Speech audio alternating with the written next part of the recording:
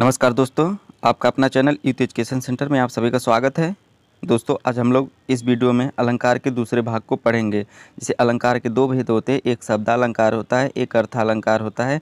तो शब्दालंकार को हम लोग पहले भाग में हमने पढ़ लिया है।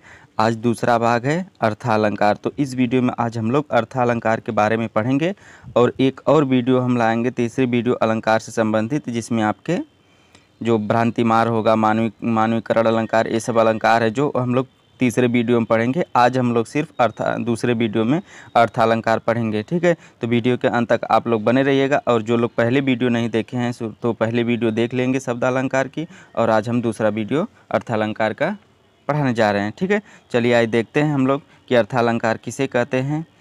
कौन सा अलंकार पढ़ेंगे हम लोग? अर्थालंकार।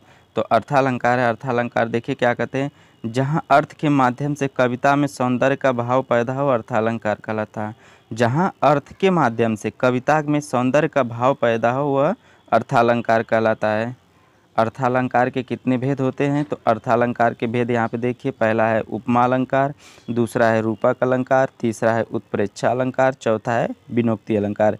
ये अर्थालंकार के भेद है, उपमा अलंकार, रूपक अलंकार, उत्प्रेक्षा अलंकार, विनोक्ति अलंकार। अब एक एक करके इन सब के बारे में हम लोग जानेंगे। तो पहला हमारा है उपमा अलंकार। कौन सा अलंकार है? उपमा अलंकार। तो उपमा अलंकार किसे कहते हैं? तो जहाँ पर उपमेय को उपमान के समान बताया जाए, उपमा अलंकार कहलाता है। जहाँ पर उपमेय को उपमान के समान बताया जाए, उपमा अलंकार कहलाता है। अब आप लोग कहेंगे कि उपमेय क्या होता है, उपमान क्या होता है? तो उपमेय उपमान क्या होता है, तो पहले अब इसे जान लेते हैं कि उपमेय उपमान क्या होता है। चलिए आइए देखते हैं पर कौन कौन सा हमें जानना जरूरी है। एक हम उपमेय जान लेते हैं, दूसरा उपमान है, और एक वाचक शब्द, और एक चौथा है साधारण धर्म। इन चारों को हम लोग पहले जान लेते हैं। तो उपमेय किसे कहते हैं? उपमेय जिस व्यक्ति वस्तु की तुलना की जाए, जिस व्यक्ति वस्तु की तुलना की जाए उसे उपमेय कहते हैं। उदाहरण के माध्यम से समझिए, जैसे क्या है, सीता जी का मुख चंद्रमा के समान सुंदर है। तो सीता जी का मुख चंद्रमा के समान सुंदर है। हमारी परिभाषा है, कह रही है कि जिस व्यक्ति वस्तु की तुलना की जाए। तो यहाँ पे तुलना किसकी की जा रही है? मुख की। किसकी? मुख की ही तो तुलना की जा रही चंद्रमा से। तो यहाँ पे मुख हमारा क्या हुआ? मुख हमारा यहाँ पे उपमेय हुआ। यहाँ पे क्या है? मुख हमारा उपमेय है। अब उपमान जान लेते। उपमान किसे कहते हैं? उपमान उपमेय की तुलना जिससे की जाए, उपमेय की तुलना जिससे की जाए। तब वहाँ उदाहरण दिया था, पीछे देखिए, यहाँ पे दिया है कि सीता जी का मुख चंद्रमा के समान है। तो मुख तो हमारा उपमेय हो गया। उपमान कह रहा है कि जिससे तुलना की जाए। तुलना किससे की जा रही? चंद्रमा से की जा रही। जो चंद्रमा हमारा क्या है? चंद्रमा हमारा उपमान है। क्या है? चंद्रमा उपमान है, ठीक है। अब तीसरा हमारा क्या है? वाचक शब्द। वाचक शब्द किसे कहते हैं? तो उपमेय और उपमान की तुलना जिस शब्द के द्वारा किया जाए। उपमेय और उपमान की तुलना जिस शब्द के द्वारा किया जाए। तो शब्द कौन सा है? जिसे कह रहा सीता जी का मुख चंद्रमा के समान है। के समान है, क्या है? सीता जी का मुख। वहीं देख लेते हैं उदाहरण, क्या कह रहे हैं? सीता जी का मुख चंद्रमा के समान है। तो कह रहा है कि जिससे जिस शब्द से तुलना की जाए, उपमेय और उपमान का जिस शब्द से तुलना की जाए। तो शब्द कौन सा है? समान। यहाँ पे समान क्या है? समान यहाँ पे वाचक शब्द है। मुख आपका उपमेय हो गया, चंद्रमा आपका उपमान हो गया, और समान शब्द क्या हो गया? आपका वाचक शब्द हो गया। और साधारण धर्म क्या है? साधारण धर्म क्या कह रहा है? उपमेय और उपमान की तुलना जिस उद्देश्य से किया जाए। उपमेय और उपमान की तुलना जिस उद्देश्य से। तो उद्देश्य क्या था? सुंदरता है, कि सीता जी का मुख चंद्रमा के समान सुंदर है।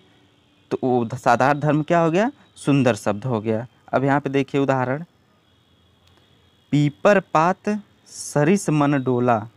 पीपर पात सरिस मन डोला। तो पीपर पात यहाँ पे आपका क्या हो गया? यहाँ पे ये आपका उपमान हो गया। पीपर पात क्या हो गया? उपमान हो गया। सरिस आपका वाचक शब्द हो गया। क्या है? वाचक शब्द हो गया। अब मन जो है आपका, मन आपका उपमेय हो गया। क्या हो गया? उपमेय हो गया। और डोला जो है ये आपका साधारण धर्म हो गया। क्या हो गया? साधारण धर्म हो गया। तो ये आपके है सामने, ठीक है। पीपर पात सरिस मंडोला, तो पीपर पात आपका उपमान हो गया, सरिस आपका वाचक शब्द हो गया, मन आपका उपमेय हो गया और डोला आपका साधारण धर्म हो गया। एक और उदाहरण है, देखिए, सुबह की पहली किरण सी अरे तुम हो। तो किरण सी, सी शब्द क्या है यहाँ पे? यहाँ पे सी शब्द इंडिकेट कर रहा है कि ये कौन सा अलंकार है? उपमा अलंकार है। अब इसको जान लीजिए, कुछ शब्द ऐसे हैं जिसे पहचान सकते हैं कि उपमा अलंकार कौन है। तो क्या है हमारा ट्रिक पहचानने का? जिस सम, सी, समानता, तुलना, अगर ऐसा शब्द आपको मिलेगा तो आप संभवतः उपमा अलंकार होगा। जिसे सीता जी का मुख चंद्रमा के समान है, तो समान तुलना की जा रही। पीपर पास सरिस मंडोला, मतलब पीपर के समान, सरिस मतलब मंडोला, वो भी समानता तुलना की जा रही। सुबह की किरण सी, तो किरण सी आ गया, अरे तुम हो, तो यहाँ पे हो गया। तो एक सब क्या हो जाएगा? उपमा अलंकार हो जाएगा। अब अगला अलंकार हमारा क्या है? रूपक अलंकार है। तो रूपक अलंकार किसे कहते हैं? जहाँ पर उपमेय और उपमान में कोई भेद न हो, रूपक अलंकार कहलाता है। जहाँ पर उपमेय और उपमान में कोई भेद न हो, उसे हम क्या कहते हैं? रूपक अलंकार कहते हैं। उदाहरण के माध्यम से समझिए। उदाहरण हमारा क्या कह रहा है? सीता जी का मुख चंद्रमा है।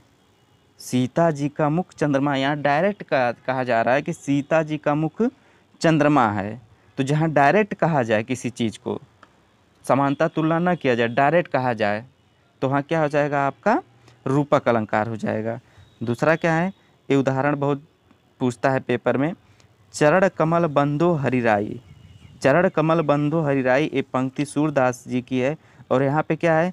चरण कमल, चरण क्या है? कमल है, डायरेक्ट कहा जा रहा है चरण कमल बंधो हरिराई। तो यहाँ पे भी क्या हो जाएगा? आपका रूपक अलंकार हो जाएगा। अगला क्या है हमारा अलंकार? उत्प्रेक्षा अलंकार। उत्प्रेक्षा अलंकार किसे कहते हैं? जहाँ पर उपमेय में उपमान की संभावना बताई जाए, उत्प्रेक्षा अलंकार कहलाता है। उपमेय में उपमान की संभावना बताई जाए, क्या बताई जाए? संभावना बताई जाए, वह क्या है? उत्प्रेक्षा अलंकार है। अब देखिए उदाहरण, मुख मानो चंद्र है।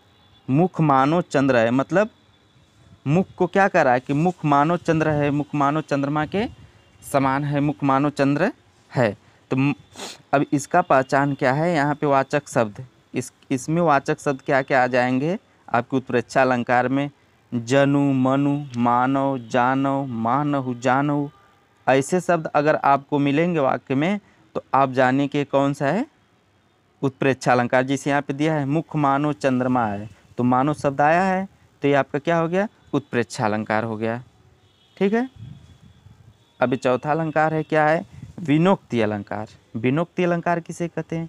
जहाँ बिना शब्द के द्वारा किसी वस्तु की व्यर्थता बताई जाए, विनोक्ति अलंकार कहलाता है। जहाँ बिना शब्द के द्वारा किसी वस्तु की व्यर्थता बताई जाए, विनोक्ति अलंकार कहलाता है। अब इसे भी उदाहरण समझिए कि इसका उदाहरण क्या है। बिना पुत्र सूना सदन, गत गुण सूनी देह, वित्त बिना सब शून्य है, प्रीतम बिना स्नेह। अब इसका अर्थ समझिए क्या कह रहा है। अर्थ यहाँ पे इसका हो रहा है कि बिना पुत्र के, यहाँ पुत्र के बिना, सदन मतलब घर होता है, दिया है कि पुत्र के बिना घर क्या है? सूना लगता है। गत गुण सुनी दे, और गुड़ के बिना क्या है? शरीर व्यर्थ है। गुड़ के बिना शरीर व्यर्थ है। और इसमें क्या करा है? वित्त बिना सब शून्य है। वित्त बिना सब शून्य है, अर्थात वित्त मतलब धन होता है, धन के बिना सब कुछ क्या है? शून्य है। और प्रीतम बिना स्नेह, प्रीतम के बिना स्नेह बेकार है। यहाँ अशुभता बताई गई है, सब व्यर्थता बताया गया है, सब किसी के बिना सब व्यर्थ है। किसी न किसी, यहाँ पुत्र के बिना घर व्यर्थ है, यहाँ गुड़ के बिना शरीर व्यर्थ है, यहाँ धन के बिना सब शून्य है, प्रीतम के बिना स्नेह व्यर्थ है। तो इसमें आपका क्या है? यह है आपका विनोक्ति अलंकार है। ठीक है। तो तो ये आपके सामने रहा अर्था अलंकार। तो जो लोग पहला वीडियो नहीं देखे होंगे, पहला वीडियो आप लोग देख लीजिएगा, शब्दालंकार इसी तरह हमने पढ़ाया है। और दूसरा वीडियो में हमने अर्थालंकार को लेके आया है। वीडियो को आप लोग शुरू से लेके अंत तक देखिएगा, आप लोग को समझ में आ जाएगा पूरा, ठीक है। और ये हमारा चैनल का लिंक है, यूथ एजुकेशन सेंटर रामसर, ऐसा आपको लोगो दिखाई देगा। जो लोग चैनल पर नए हैं चैनल को सब्सक्राइब करेगा, बेल आइकन को क्लिक कर दीजिएगा और वीडियो को शेयर करिएगा। और आप लोग को अगर PDF प्राप्त करने के लिए आप लोग को टेलीग्राम चैनल ज्वाइन करना होगा, यूथ एजुकेशन सेंटर, ठीक है। अगर वीडियो पसंद आया तो चैनल को सब्सक्राइब करिएगा, वीडियो को शेयर करिएगा। धन्यवाद।